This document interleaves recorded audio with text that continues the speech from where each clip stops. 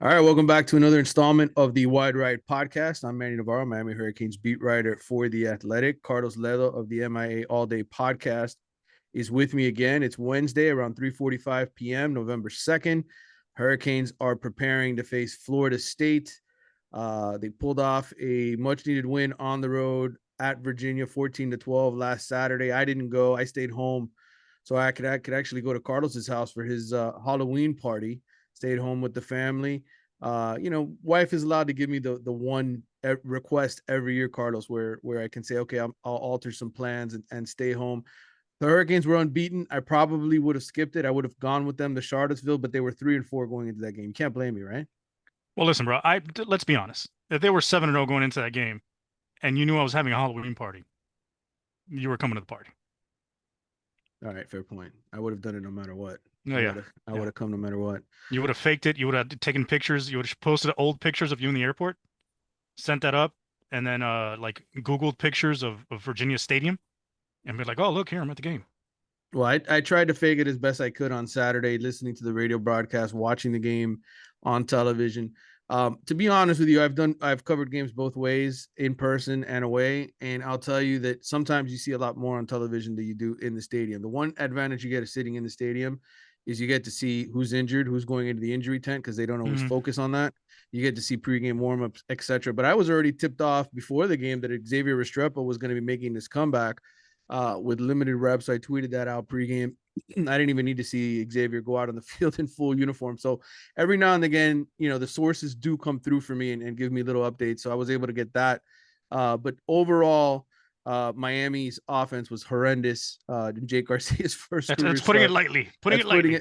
putting it very lightly and very worrisome, right? If Jake is still under center, how they're going to look against the Seminoles, who are a better team than Virginia. I wouldn't say they're far better than Virginia, but certainly a better team. They're 5-3.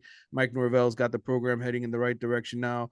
Really, with a lot of great work in the transfer portal, not necessarily a lot of great recruiting. A lot of these are transfer portal fixes, so we'll see what that means long term. But right now, Las Vegas agrees.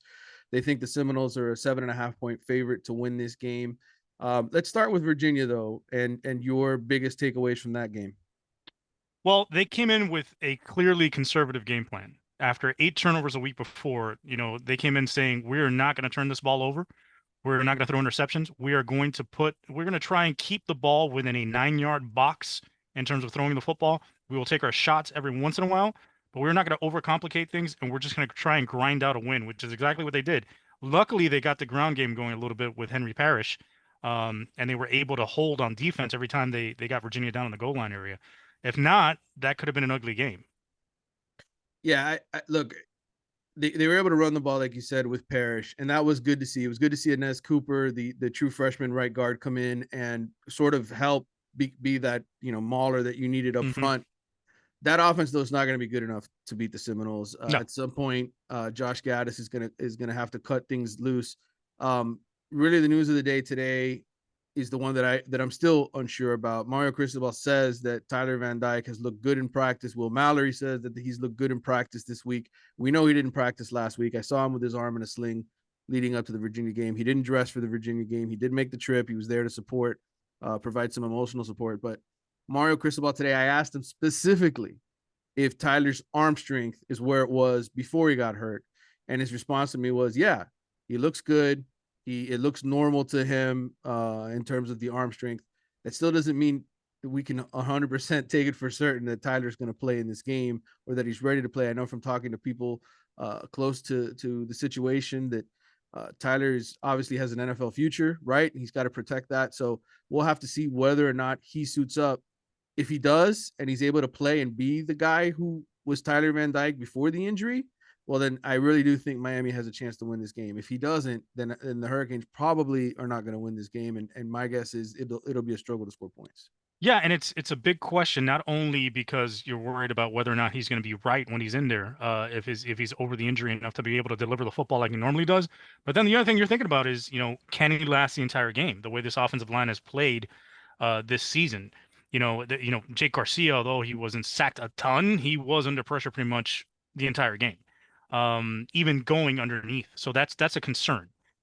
Jared Verse had a pretty good season for Florida State. He only has 4.5 sacks, I think, but he provides a lot of pressure up front. They've got Kalen DeLoach at linebacker, who actually provides another set of pressure coming in on blitzes. And you're concerned whether or not Tyler can stand up to that pressure and to the shots he's going to take, not just because of what Florida State brings on defense, but this, as we all know, is going to be a supercharged emotional game, regardless of the records. And these guys are going to be looking to take each other's heads off because of the rivalry. So, can Miami, I think the key early on is, can they sustain? Can they weather that storm of early emotion from Florida State? Can they hang in there and protect Tyler Van Dyke and be able to be effective on offense? Because he's going to take some shots. If he's not ready for it, he better get ready for it, because these boys are going to come and pop. Yeah, and the reality is, they are playing with a makeshift offensive line. Ja'Kai Clark is not 100%. Yes, he's getting healthier the more time he's away from the injury, but you have your starting center who's banged up. You with Inez Cooper, your true freshman right guard, who is basically having to be substituted, I think, when they go to passing situations, because he's a great run blocker, but pass blocking is an entirely different situation. Logan Sagapolu went in there for a couple of snaps in the last game to kind of give him a breather. And Florida State's, as you mentioned, their defensive line is going to be better than what Virginia has. So whether or not Tyler plays, we won't know really up until game time, because Mario, even though he says I'll update you on Friday or Thursday, there's never any update. No. I mean, this is all gamesmanship as a coach. He doesn't want Mike Norvell and his staff to have any idea what's going on leading up to that game. But look, bottom line, Miami's 4-4. The hope is to get bowl eligible, and if you win this game, the reality is Miami has a lot more, or Florida State has a lot more to lose than Miami does into this game. Because first off, you're going into this with your backup quarterback. Florida State's supposed to be the better team. Mike Norvell's in year 3. Mario Cristobal's in year 1. I think the only thing Miami can do in this game is really hurt Florida State in terms, and then really help themselves, because people are going to look at this season no matter what. Even if you win this game, and let's say you win it ugly, right? Like you won the Virginia game, you win it because you create some turnovers. Miami's fan base isn't going to be happy by just skating past Florida State on a late field goal, right? Like this season, I think we've already have to accept the season for what it is or what it isn't, right, Carlos? Right, but I would also say that, listen, the one, positive coming out of the Virginia game is something we discussed earlier in the pod, actually for the last few weeks, is how does Miami react to being down, and can they finally come up with a win when they're down late and have to drive to win, tie? They went through 4 overtimes. They won an emotional game there at Virginia. They found a way to squeak out a win. They got that monkey off their back. They've got a win in the ACC, which helps. If they're able to beat Florida State and do it, even if it's the way they beat Virginia, at least they gain more confidence, and the season's going on an upward trajectory, and they're feeling better about themselves in the program moving forward. And it gets the players to buy in more. You beat your rival, right? This team that stole a win from you last year, the team that started this whole domino effect of bringing Mario Cristobal in and getting rid of Manny Diaz because of the way the game ended last year, that's important. Regardless of what the season is, what the record is, if you're able to build, right? If you're able to build win to win or game to game and see progress, I think that's important. And beating your biggest rival is always important, regardless of the record. Well, I'm not trying to downplay it. I'm just trying to put things Yes, you into are, Manny. perspective. Yes, you are, because No, both these teams are severely average, and you're downplaying it because the matchup looks like it sucks. But listen, it's going to be an exciting pillow fight because both these teams hate each other. All right, this game actually reminds me a lot, because of the way people are picking this game and the way they're viewing the matchup. It reminds me a lot of that 2003 game where Miami was coming into Florida State. That game in the rain where Sean Taylor had 3 interceptions, and they gave Miami no shot in that game against Florida State. Everybody thought that Florida State was going to maul them, and Miami comes out with the win. It was an ugly win, but it was a great win for the program. And I think that's something that you may see this game coming in. I think they may not play well. They may not play, super explosive on offense. They may give us some big plays on defense. But if they're able to grind out a win against Florida State, I think that does a lot for the confidence of the program. Yeah, I'm not saying it wouldn't help, Carlos. I mean, I think obviously in a lot of areas, like recruiting, for instance, right? Like this could really stick a dagger in Florida State, help Miami with a guy like Hakeem Williams, who they want to badly to get and convince to stay home. It'll help them big picture wise as well with future recruits and other guys down the road. But I'm also the opinion that I guess if they were to lose this week, nobody would be like, okay, this is a tremendous, this isn't losing to Middle Tennessee State or Duke, right? Where people are going to be bad mouthing Mario, saying, oh, he sucks as a coach and this program sucks and blah, blah, blah. I think for the most part, if Miami were to lose this game, the sting factor wouldn't be what it was a couple of weeks ago. No, it's not the sting factor of losing to Middle Tennessee, but I can tell you, coming from a fan perspective, anytime you lose to Florida State, it sucks and it sucks bad because now you're dealing with 12 months of nonstop trash talking from the Florida State fans.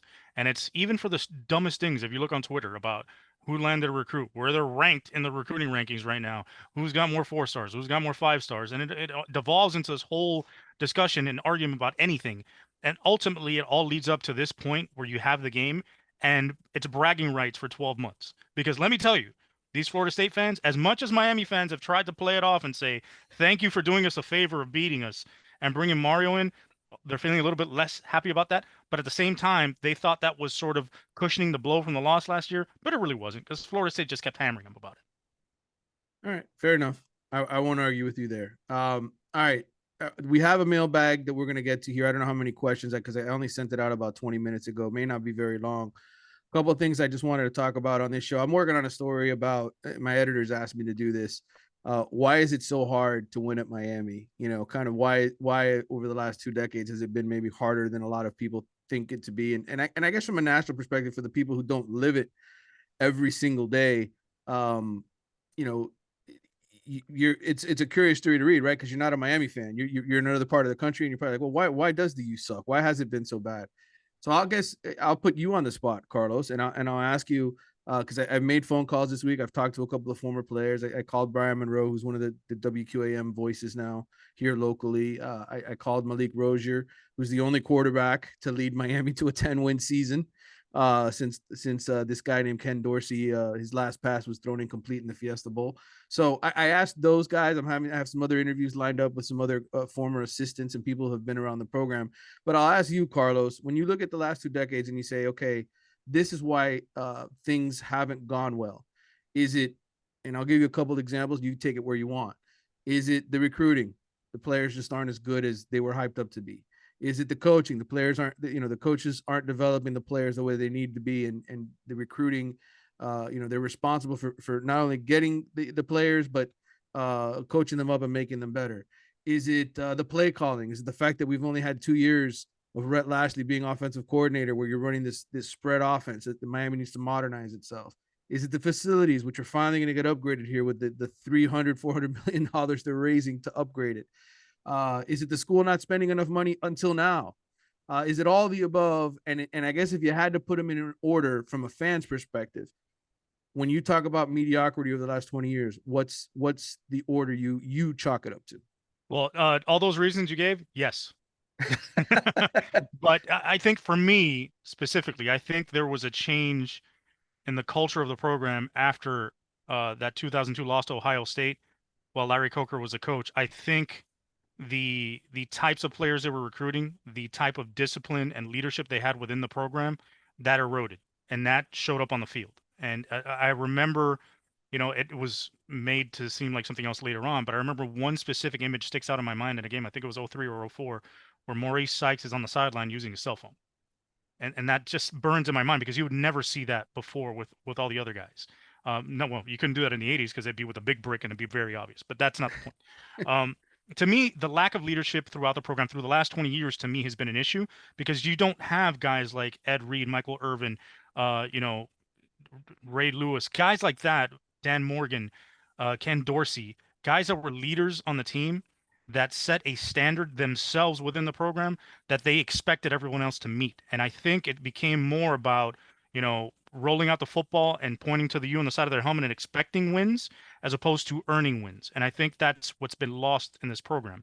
Yes, recruiting has not been what it should, what it has been in the past, but also neither has player development. I think part of the problem also is they got into a habit of recruiting guys based on reputation and star rating, as opposed to identifying the best players for their specific style of play, their specific mentality and approach and culture, and how it fits within their program, as opposed to what they've been doing is just picking out the guys who, hey, these guys are the highly rated guys in South Florida. We're going to go after these guys. Do they fit? Do they match? Maybe not. But hey, they're highly ranked. They'll work out. And that hasn't been the case. And I think also the turnover in coaching staffs has hurt. There hasn't been a lot of consistency in the program from a coaching perspective, and sometimes the coaches weren't a fit. I mean, we saw that with Dan Enos. We're seeing that a bit with Josh Gaddis. We're seeing things that, it's a culmination of different things that have led to this point. And I think modernizing the program from a facility standpoint, from a philosophical, X's and O's standpoint is hurt as well. We had that stint with Al Golden where he wanted to try to turn us into a three down front team that lines up their linebackers 10 yards off the ball, and that did not help. That did not win any games. Playing guys out of position, and I think that's been the biggest issue is trying to recreate what was done in the past, and it's never meshed. There's always been something missing. The offense has been good and the defense is bad. The defense has been good, the offense has been bad. But overall, there hasn't been, to me, anyone within the program that you could point to and say that guy was a leader, that guy was a dog.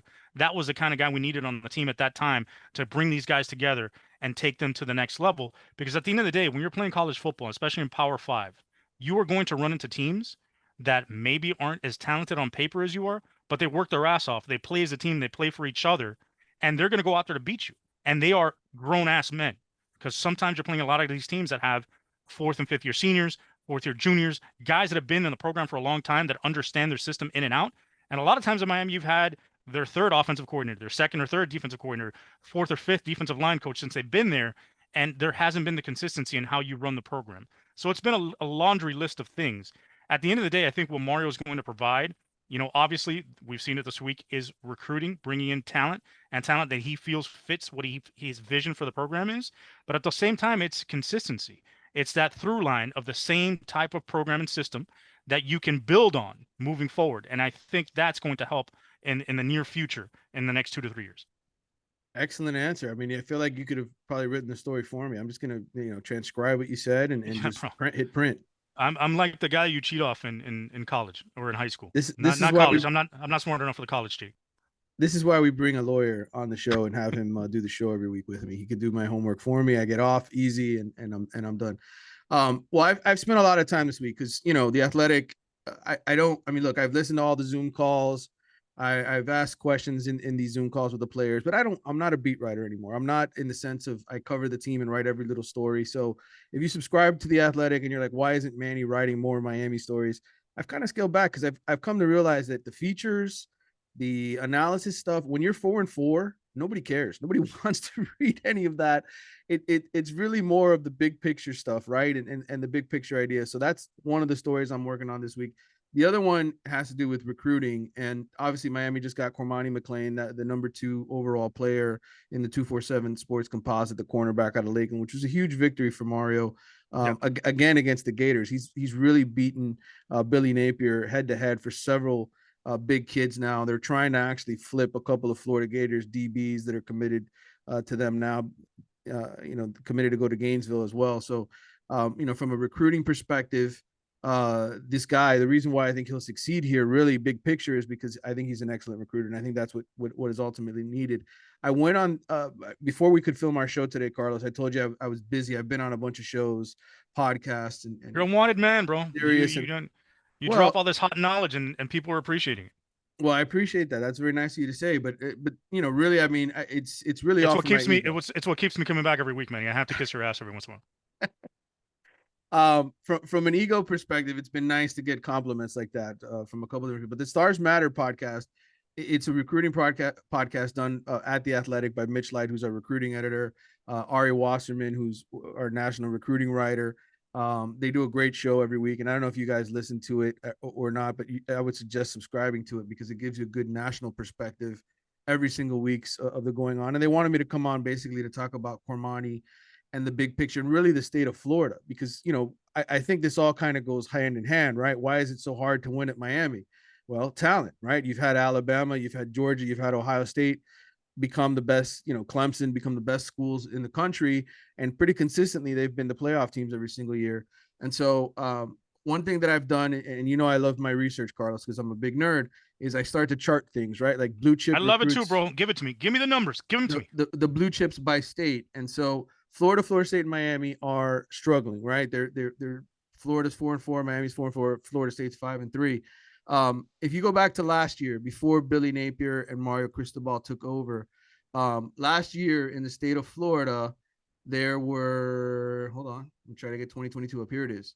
There were 53 blue chip recruits, 6 5-stars, 47 4-stars. 4 of those guys went to Florida, 5 went to Florida State, 5 went to Miami, 1 went to UCF. So that's 15 out of the 53. You only got 15 out of the 53 elite kids in the Sunshine State to go to a state school. That's 29%. That means the rest of them left. Okay. They left the area. They went elsewhere in the country. This year, since Mario and Billy Napier took over, and Billy Napier is a good recruiter. Okay. He worked for Saban as well at Alabama. He's got the same pedigree as Mario in terms of being able to build something. Apparently, This he's not year, good enough because Mario keeps taking his lunch, baby. well, he is the better recruiter. Mario is. I just said Billy Napier's respected. Like he's not a bad recruiter. Is my point. Florida, the state of Florida this year, 81 blue chip recruits, 9 5 stars, 72 4 stars this year, the most in the country, more than Texas. Texas has 69. Good number Um, for Texas. yeah, so 81. There's 13 uncommitted blue chips in the state of Florida. So right off the bat, you trim the number down from 81, take away 13, that gives you a 68, right? 14 of the blue chips in the state are committed to the University of Florida, 8 to Miami, 5 to Florida State, and 4 to UCF. If you do the in-state percentage, it's 46% this year. So to me, so much of this really is, can you keep the guys that you're supposed to get to your school to come here? And as I said on the show with Ari and Mitch, I look at recruiting now, having done this for 25 plus years, is the more lottery tickets you have, the better chance you have to win. And I Right. think that's been the issue for Miami. They've, like you said earlier, they've identified guys that they want to come here, but the best of the best don't stay here. And right now, Miami has the number 1 and number 2 recruits in the entire state committed to come to them. That's something that hasn't happened often enough.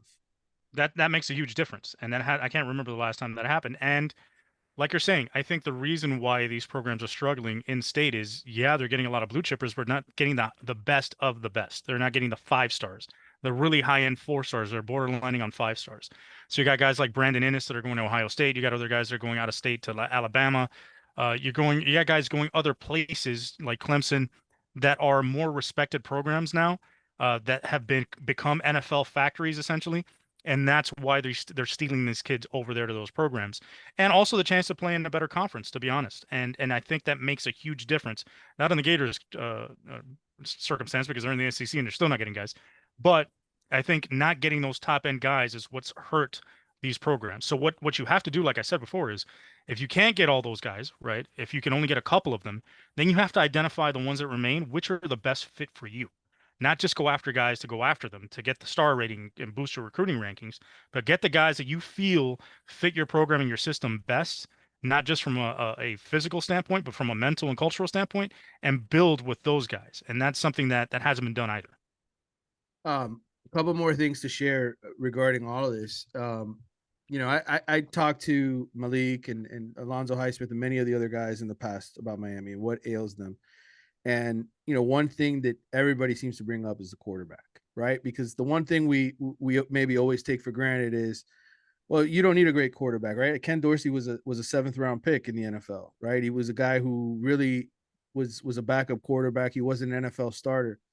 But look at the best teams in the country this year, right? Hendon Hooker, the reason Tennessee is averaging over 50 points a game and ranked number 1 in the country isn't because they have some tremendous defensive line and offensive line. Those guys are good. They're good SEC linemen. But they're great because of how explosive their offenses are and really how incredible the trigger man is. Go back to LSU a couple years ago. Joe Yep. Burrow, number 1 pick. Same thing. Another team that wasn't necessarily great in recruiting. Go to Clemson. Before Clemson won their first national title in 2016. Again, you look at those recruiting rankings, and we talked about this on Stars Matter. They were in the teens, Clemson's classes. Yet they had the special quarterback. They had Deshaun Watson. They ended up with Trevor Lawrence.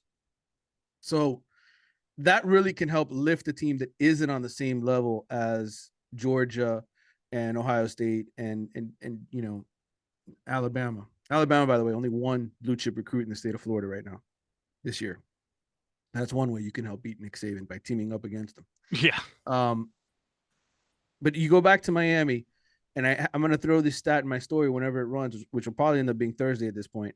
It says, since Ken Dorsey's last pass attempt fell incomplete in the 2002 national championship game, Miami has signed 23 high school quarterbacks with the last four that are still on the roster, right? The last four being Peyton Matoka, Tyler Van Dyke, Jake Garcia, and Ja'Carri Brown.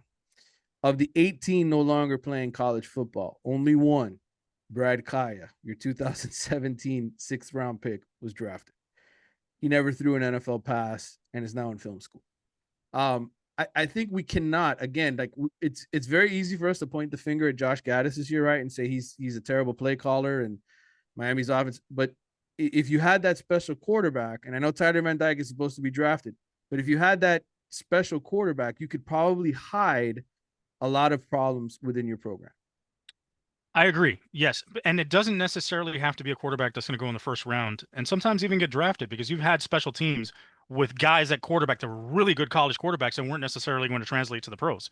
You know, you've seen it in the past with Danny Werfel, Tommy Frazier, Tim Tebow, all these guys that led teams to national championships that weren't necessarily great pro prospects, but were really good college quarterbacks. And that's what you need. And I think the issue with TVD is that he has all the tools, and there was sort of a disconnect between him and Gaddis early on in the season, which they seem to have solved before he went out, and hopefully that continues and they grow upon that and also continue to push the run game and get that going.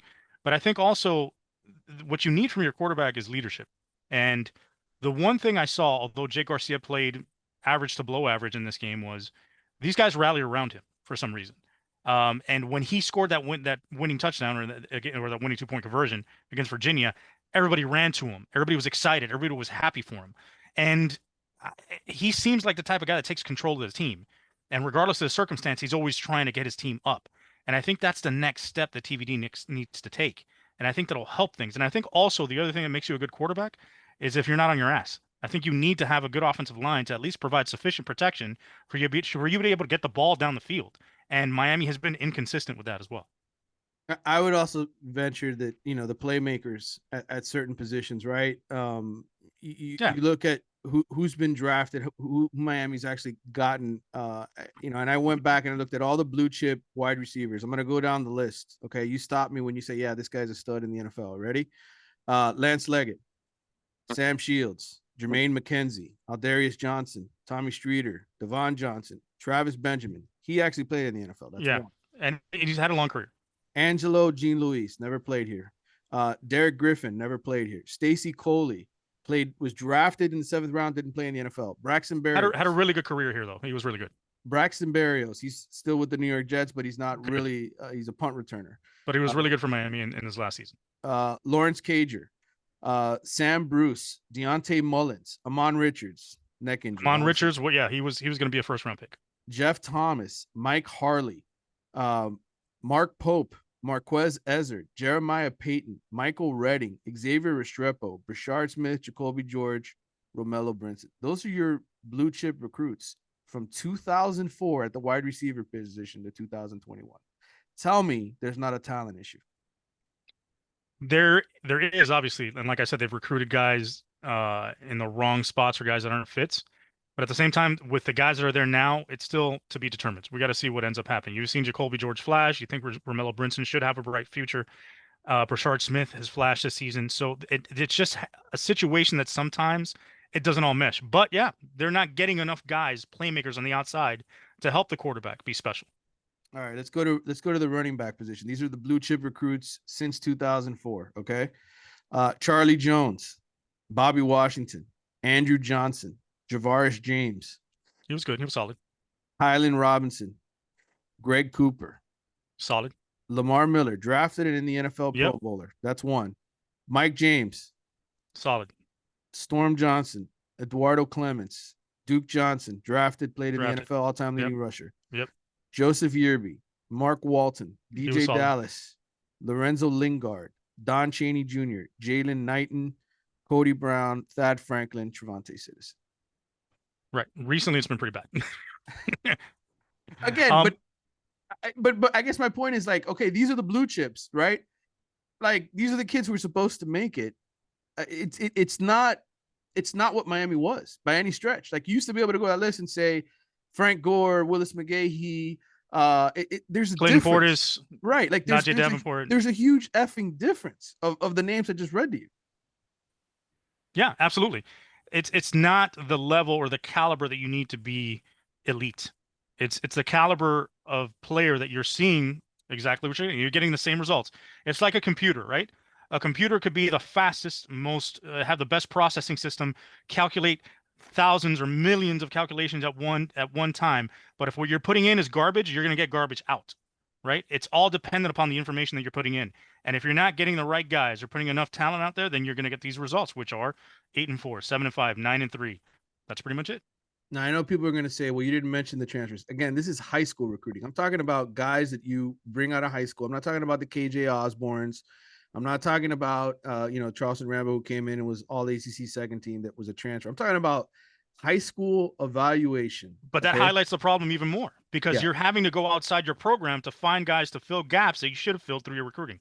Again, these are blue chips as well. I'm not talking about the 3 stars that quote unquote overachieve, because you're going to have examples of guys who overachieve and play. And that's what made Miami great, right? Getting the Ed Reeds who weren't, I'm talking about the recruiting rankings and how they're formed. They're formed. The reason Miami gets all these high rankings is because these are the guys that they recruited that are supposedly can't miss prospects. And what happened? I mean, it's just, you go over the list, you start going year by year by year, and like, holy crap, how many misses ended up happening here? Let's go to tight end real quick. Okay. Again, David Njoku's not on this list. He wasn't a 4-star recruit. He was a 3-star that Al Golden plucked out. He was drafted. He's obviously in the NFL now. Mm-hmm. The Leon Farr, Bo Sandland, Jerome Washington. I mean, these are blue chip tight ends. Okay. Blue chip. Brevin Jordan, drafted, plays in the NFL. Great career. Will Mallory, Dominique Mammarelli, Elijah Royal, Jaleel Skinner. Those are your blue chip tight ends. Yeah. I mean, and Will Mallory has been up and down his whole career. And it's disappointing because you expected him to be here and take up. Once Brevin Jordan left, you expected him to be the man. And we consistently saw it when Brevin Jordan was injured that he would never really step up. He would have like maybe 1 or 2 games where you felt good about him, and then he'd disappear. And he's always been a terrible blocker, which is the other issue. The other position I would say, and the one that's always in surplus, is you're always going to have cornerbacks and safeties because it's South Florida. There's tons of DBs that are available all across the state. Same thing with defensive linemen. There's a lot of them. You're able to get a Gregory Rousseau, a Jalen Phillips through the transfer portal. But there's also been a lot of misses. And I would say more than anything, the linebacker position. Jesus. That's been terrible.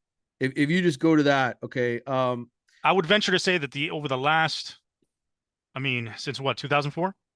Since they moved to the ACC. Right. I would say, I don't know if Denzel Perryman fits in that. I think he was after that. Well, I'm going to say Colin McCarthy, Denzel Perryman, and Daryl Sharpton were 3-star recruits. Okay. These are, again, non-blue chip. These are guys that the Miami coaching staff did a good job identifying. They weren't recruited by everybody in the country, and they developed them and made them decent players. Then I would say the 3 that pop in my mind are Quarterman, Pickney, and the guy from Northwestern that played for the Steelers. Sean Spence. Right. Sean Spence. There we go. Okay. Well, I'll give you the stat here. First of all, the Hurricanes have signed 17 blue chip linebackers since joining the ACC. Rivals.com. 4 are still on the roster. These are the 4 Rivals.com blue chip recruits: Avery Huff, Keontra Smith, Chase Smith, and Wesley Basaint. And Keontra Smith wasn't even a linebacker when he got recruited. He was a safety, right. Correct. But he was a 4-star. Yeah. Of the 13 linebackers to leave Coral Gables, 3 were drafted: Sean Spence, Spencer Atkins, and Shaq Quarterman. This is since they joined the ACC. Meanwhile, you have a whole bunch of other guys that didn't do anything: Willie Williams, James Bryant, Dimitri Stewart, Arthur Brown. I was going to say Arthur Brown. Jordan Futch, Raymond Buchanan, Travis Williams, Raphael Kirby, Jermaine Grace, DeAndre Wilder. And then, of course, you have the 4 that I mentioned earlier. Shaq Quarterman did get drafted. Spence did get drafted. But again, this is a school you're talking about that produced Ray Lewis and Michael Barrow and Dan Morgan and John Beeson. And so, again, another position where you just go back. Velma, DJ Williams, we can go on and on. But my whole point is, like, these recruiting rankings so inflated, right? Like, hey, these Miami, they're underachieving. Okay, well, I gave you the names. What did these guys do? Some of these guys went to other schools and did nothing. They still didn't make the NFL. And that goes for all the positions, right? Lorenzo Lingard still hasn't played at Florida. So again, a master recruiter, a guy like Mario, who I think was taught by some of the best in the business, the Butch Davises of the world. Was around Jimmy Johnson, has been around, Nick Saban. They know how to identify Even Greg talent. Schiano. Greg Schiano's a good Greg, recruiter. Greg Schiano's a great recruiter. Though that to me is ultimately what's needed here is a guy that can not only identify, hey, the guys who have the rankings, but then identify character, right? And bring in kids like Inez Cooper, who was a 3-star that had very little interest in the state of Alabama, but he knew could be molded into a starting caliber interior lineman or defensive tackle, right? He knew this kid had something to him. That's what Miami has to get back to in a lot of ways. And so I'm gonna hopefully I capture that essence in my why is it so hard to win at Miami story when I actually sit down and write it. But I just wanted to share some of my research and what I do. That's what I try to do every time I come on the podcast, to share some of the things that I learn and come across. So that we have some topical discussions here, and it's not just X's and O's and who's recruiting who and Yeah, and all just that kind of stuff. pulling stuff out of our ass either. It's got to be some fundamental information. Right. And that's why I hope you guys enjoy the show. All right. Well, first of all, let me just get here to the mailbag question list, Carlos, and we'll start tackling these one by one. This is from This ought to be interesting. This is from Brandon BC Mantilla on Twitter. Do you expect Tyler to play on Saturday? And if not, is it fair to expect Jake and Jacurri to rise to the occasion on Saturday and keep us in the game? Well, listen, I honestly I don't expect Tyler to play. I think a lot of this is Mario being doing a little gamesmanship, trying to get Norvell to prepare for both quarterbacks, because the way Tyler looked coming off that field when he got injured, it seemed like a separation, or at worst or at best a sprained AC joint, and that doesn't heal that quickly. And especially in his throwing arm, which is a problem. And you don't want to rush a guy out there. Like I said, he's going to be very sensitive to contact in that area. Um, and they have him end up getting hurt or more severely hurt and lose him for the rest of the season, or maybe even ruin his career if he has a severe injury. So can Jake Garcia step up? Listen, we've seen guys unexpectedly step up in these kinds of games. It's a rivalry game. Anything can happen. Sometimes when the lights are brightest and the moment is biggest, some guys enjoy that and they play at a different level. We saw Jaron Williams throw a bunch of yards against Florida State recently. We saw Malik Rozier step up against Florida State. We've seen different guys and different quarterbacks step in there, take the reins, and make plays. N'Kosi Perry, and be somebody that they're normally not, to get a victory against Florida State in a rivalry game. So I think it's totally possible that Jake Garcia can make plays and get the win, but he has to be given the framework and the resources to do that. If you're going to put him in a box and make him play conservative the same way you did it against Virginia and tell him you can't throw the ball more than 9 yards down the field, then it's going to be a long day, because then you're hurting him. You're not letting him cut loose and make plays. And this is not the type of game that you play scared. This is a type of game where you throw everything you have at your rival, and whatever it takes to win, it takes to win. And it's not going to be something where you're going to try and get 3 yards in a cloud of dust and win, because that's not going to happen, because they're going to come at you with everything they have too. Can Jacurri Brown step up? I think there's packages for him, like we've seen, where he can be very effective, but I think they need to diversify those packages a little bit, because for the most part, all we're seeing is a basic jet sweep motion and him riding that and reading and basically using him as a wildcat running back, like it was Ronnie Brown. Let's see him just catch and throw at some point to throw the defense off. Let's see some more play action. Let's see quarterback power, where you actually have linemen pulling and leading out in front of him and adding extra people in the box in front of him to be able to knock out linebackers and defensive linemen and giving him a chance to make a play. Like I said, anything is possible. Do I expect Jake Garcia to have a huge game? Not necessarily, but do I think he's capable of it? Yes.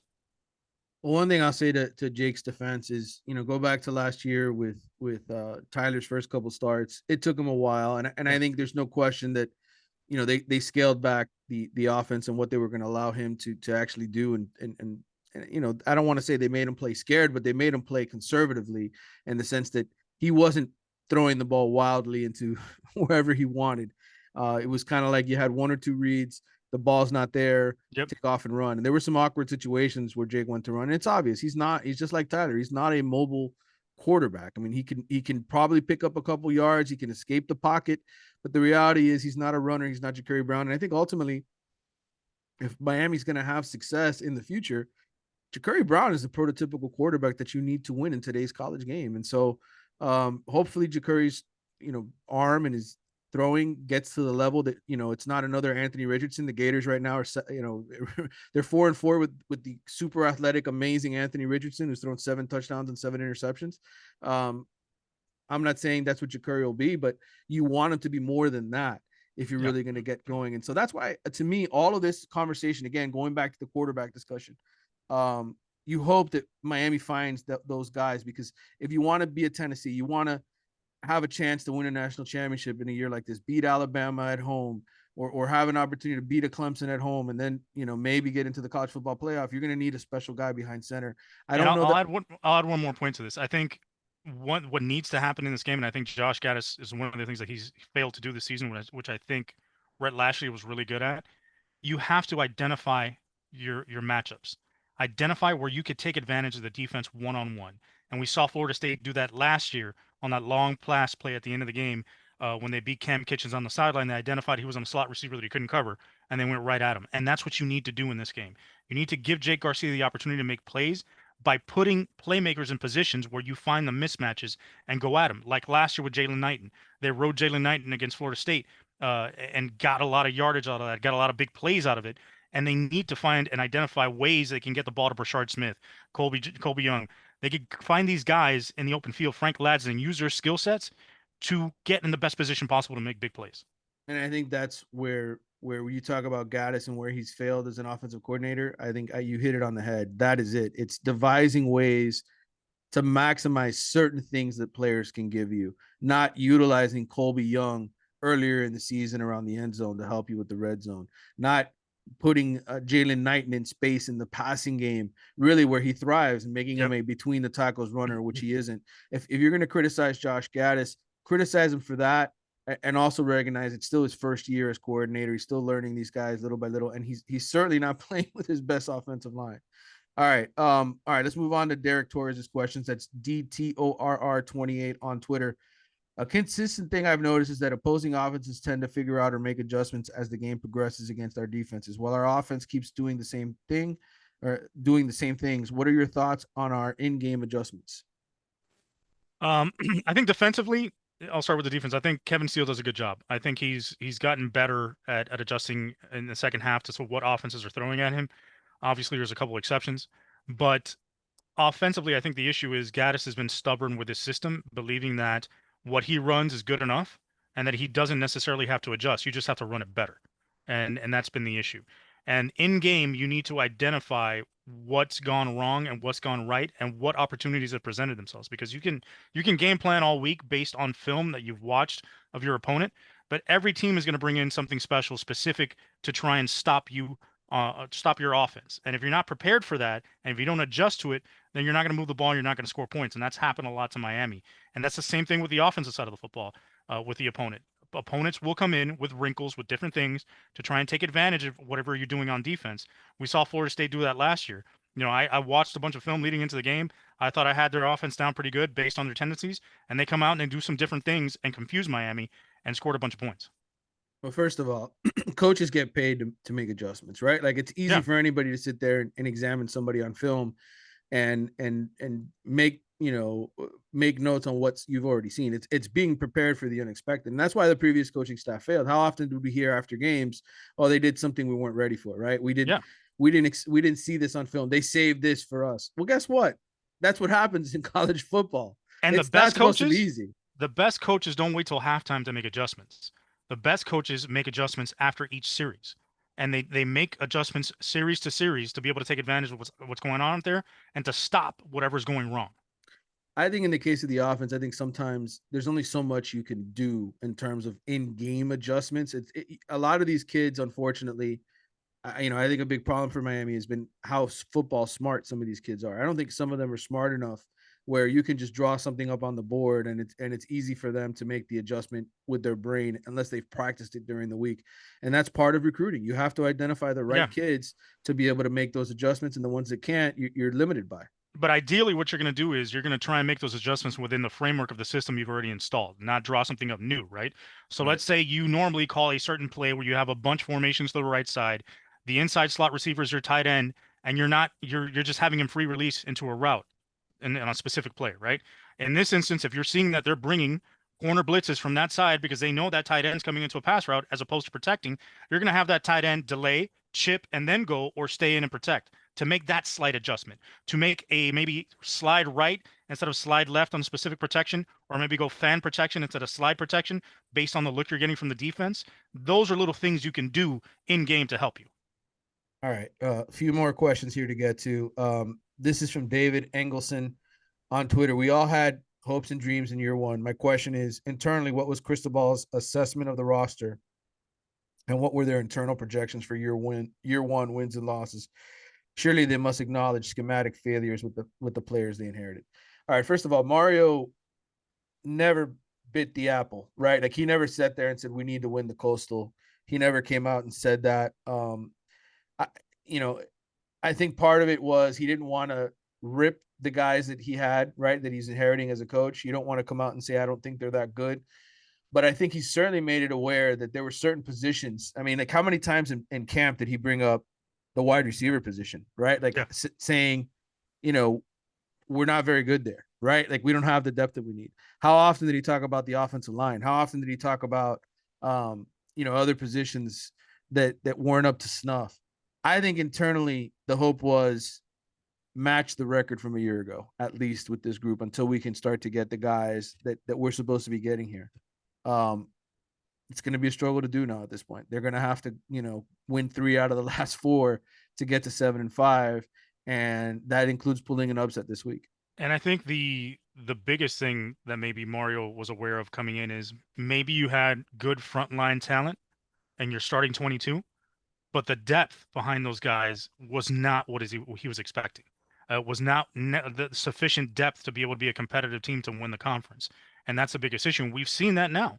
You've had a bunch of injuries, and the offensive line has been mired by them, and they have not been able to get things going because the guys that have plugged in have not played as well as the guys that they replaced. And we've seen the difference when Akeem Mesidor goes out. We've seen the difference when guys go out on defense. Luckily, it wasn't that big of an issue this week when James Williams was out, but it can be when you, especially if you lose a corner, that could be a problem. All right. I think I don't know if I've shared this on the show, or I know I've mentioned it to you in passing, but I know this. There's been a couple of college coaches that have been on Miami's campus. I'm not going to name drop because I'm not going to attribute it to anybody, but I will just say there's people who are very well respected in this game who said prior to the season, this is very average, talented team. And so it wasn't just Mario. It wasn't just the guys that came here and inherited it. It's other people have been by. It's not just you pissing on the parade like you normally do, talking down the talent on the team. It's not just you, Manny. That's what everybody's saying, though. All right, this is Ibis 84 Harvzilla. Miami's offense through 8 games under Gaddis is ranked 75th, 27.4 points per game with 422 yards of total offense per game, under the last 2 years of Lashley when they were 23rd and 26th at 34 points per game and averaging 445 yards per game. Do you think Gaddis's schemes pro style deserve another year? No, I think Miami has to be more of an open offense. I said this today on Stars Matter that ultimately Mario Cristobal can bring in the talent here and get Miami to be as talented as a playoff team needs to be. I'm talking about the 12-team playoff. But if he's going to win national championship, he's got to recruit an elite quarterback, and he's got to have an offense that averages over 40 points a game. And running the football and grounding and pounding isn't the way to do that anymore. Well, it's not necessarily grounding and pounding in the long run that I think that he should be doing, but I do think you need to run the ball because, like we talked a few weeks ago, the best offenses in the country are rushing for over 200 yards a game. Now, how do you get those 200 yards a game? How do you get to those 200 yards a game? That's all based on whatever you want to do schematically. I do think that the use of the tight end is important in our system or any system that we use because of the talent that we've been able to get at tight end and continue to recruit because we got 3 guys right now that are lined up. They're pretty damn good at tight end in this recruiting class. So using that to your advantage is something that they should do. I think what's more important than just a specific scheme or formation set is being able to be multiple, to be able to put yourself in a position that whatever you're lined up in, whatever you're going to run is aiming at the defense's weakness, aiming to put the defense in conflict and make them think about multiple things at one time. And I think if you could do that as an offense and get the ball to your playmakers, that's the way you win. You need to do whatever's best for you and fit the talent. Now, obviously down here, guys are more used to open spread offenses and things of that nature, but you can mix the two and get a pretty good solid offense and get guys to score points for you. All right. This is from Sean Van Furch on Twitter, one of our loyal listeners. Is there a status update on TVD? What is the over-under for consecutive quarters without scoring a touchdown? And is Raul hosting a tailgate? 3 good questions there. I'll let you go first before I give the TVD update, which I just got on my phone. Well, first of all, I don't think Raul is allowed to host the tailgate at Hard Rock Stadium because that would be probably the worst thing the staff at Hard Rock Stadium would ever allow themselves to do, because Raul would probably burn the place down. He's that wild, and I do not condone Raul hosting any sort of tailgate, any or being in any situation where there is copious amounts of free alcohol. No. What about the over/under for consecutive quarters without scoring a touchdown? All right, let's go out on a limb. Miami scores a touchdown in the first quarter. Wow. If they do that, that'll definitely be a surprise to me, but we'll see. I have a status update on TVD, and I have an over/under on consecutive quarters. They've already got 4 consecutive quarters, right? Did they score against Duke in the fourth quarter? No, they scored in the third quarter. So it's been 5 consecutive quarters without a touchdown for Miami's offense. I say they'll score in the first half. Somehow, some way, they'll score a touchdown in the first half. So I would say 7 is the over/under. This includes a pick six or a fumble recovery for a touchdown or a kickoff or a punt return. Correct. As far as a status update on TVD, I just got a message from somebody who says he very much wants to play, but he's taking it day by day. We will have to see. Sounds like no. All right. This is from Daniel Danto 3386. With the surprise commitment of Cormani McLean, have you heard anything of other key recruits taking notice? You would hope that has a trickle effect. You know, I think everybody's obviously paying attention to how Miami's class is coming together here. Here are the main guys to basically worry about. Ruben Bain, the defensive tackle from Miami Central. I think he's obviously looking at what Miami's doing. Auburn just fired their head coach. He had a great relationship with Auburn. I think Louisville is a factor for him as well. He's got 2 Miami Central teammates that are going to Louisville that are committed there. Those will be factors. Samson Okunlola, the 5-star offensive tackle. He's another big-time target for Miami down the stretch here. And then Damari Brown, who, as we're recording this later tonight around 7, I guess is supposed to announce his finalist from what my understanding is. That's what he's announcing, not necessarily a school. He still has an official visit to Miami coming. Those are the 3 big names to worry about. Miami's in on other guys. But as far as a trickle-down effect, I think that's kind of overrated. I think every kid ultimately they watch what the team's doing and they want to be a part of a special class, but I don't think they make decisions solely based on that. Yeah, and I think, at the end of the day, it's not so much the trickle down effect that's helping this recruiting class, because obviously we pulled Cormani McLean out of nowhere. I think it's the Mario Cristobal effect. If the guy can recruit at 4-4 and pull the number 2 player in the nation, he's going to be a dog and continue to recruit guys that maybe that aren't committed to him, that people feel that he may not have a shot at, but he's not going to let go. So like he's going to continue going after Brandon Innes. He's going to continue going after Hakeem Williams. He's going to continue going after guys that people think he has no shot for, but he's still going to be in there. And I think at the end of the day, the recruiting class is going to be top 5, top 10. All right, this is from G Fernie FG on Twitter. Manny, can we safely say this season is punted and the focus is on recruiting? I mean, landing 5-star Cormani McLean is the highlight of the regular season. I wouldn't say they've punted on this season. No. I would say Mario's trying to maximize what he can out of what he's got for the final 4 games. And I think more than anything, he's trying to see what he's got beyond 2022 to 23. That doesn't mean he's punted on the season, though, because I think he wants those 15 bowl practices. Yeah, absolutely. And I think for him, foundationally, if he could see the progress moving forward, it lays a nice foundation for the following season, like you said. All right, this is from David Hernandez. Last question, and I know we got to go. We both have things to do here. D Hernandez or D Hernan on Twitter. What offensive and defensive player position group needs to perform well in order for Miami to win? All of them. Seriously, all of them. It's Florida State. Everybody has to contribute. You cannot have one unit play poorly and expect to win the game like this. I know Florida State is 5-3. They don't look that great. But there's a reason why they're heavily favored in this game. These guys have lost 3 games to tough opponents, ranked opponents. They're a lot better than they were last year. Their offense is clicking in a way that it hasn't in a long time. Jordan Travis has turned into a really good quarterback. Johnny Wilson is a problem. That dude looks like Groot from Guardians of the Galaxy, and he's much faster, and his arms are just as long. Their running game is tough. Tayshaun Ward should be back. Their leading rusher. He's missed 2 games, and he's got over 483 yards. Their defense is solid, not great, but good enough. And you know what? If you don't play well in all phases, you're going to lose the game. And you saw that happen. You've got to protect the football. You've got to be sound. You can't commit penalties. And then you've got to give it all you got. And that's it. Like the old school 80s bass song. Give it all you got. Give it all you got. Yeah, I think the key to this all is Miami's defensive line. They've got to dominate the same way they did against Virginia. If they do that, they're able to disrupt Jordan Travis in the offense, Miami will have a shot. Obviously, if Tyler Van Dyke somehow plays, the offense is going to be better. If he doesn't, you're going to scrap for points as best you can. I got Florida State winning 27-19. What's your prediction? I will say this. The one unit that Florida State will try and take advantage of is the secondary because of the amount of big plays the secondary has given up this year.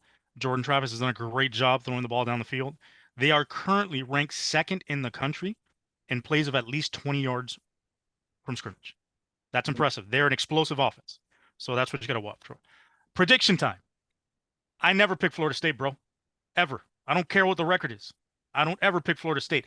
That would be blasphemy for me. Okay. And I understand you're going with your whole, I'm going to pick against the Hurricanes the rest of the season. Thank you for that because that gives us good mojo. You're using reverse psychology, and I appreciate that. You're putting that out into the universe so we can get a good return. Thank you. I predict Miami 27-23. All right. You got the Canes winning by 4. I've got them losing by 8. We will see what happens. Las Vegas has Miami losing by at least 7.5. So I'm sticking with Vegas and their prediction. You know, that's why I don't like going to Vegas. That's why I hate Vegas. They always seem to know something, Carlos.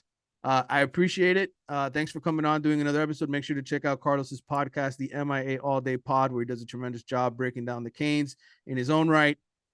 Make sure also on YouTube, like we are right now. Yes, you can watch us on YouTube. At some point, we will be back at the Garrison. Couldn't do it this week. Halloween, complicated, a lot of things going on. Listen, we got kids, bro. We got a lot of trick or treating too. Now that is to say, we're saying our kids, but we're getting some candy ourselves. Okay? Oh, there's no question about that. There's no question. Hey, that's a good one to end the show on. What is your? I'm not a candy guy, but what is your favorite candy of all time? Well, listen, I am a Reese's peanut butter cup. Great choice. Great choice. I think anything that you can mix with ice cream and give yourself a solid dessert, that works for me. That's hard to beat. I would put Reese's at least in the top 3 in terms of NFL first round picks. I like Snickers. That's a one candy bar I kind of like. And to me, the underrated Hershey's Kisses. Very underrated. Very underrated. I agree.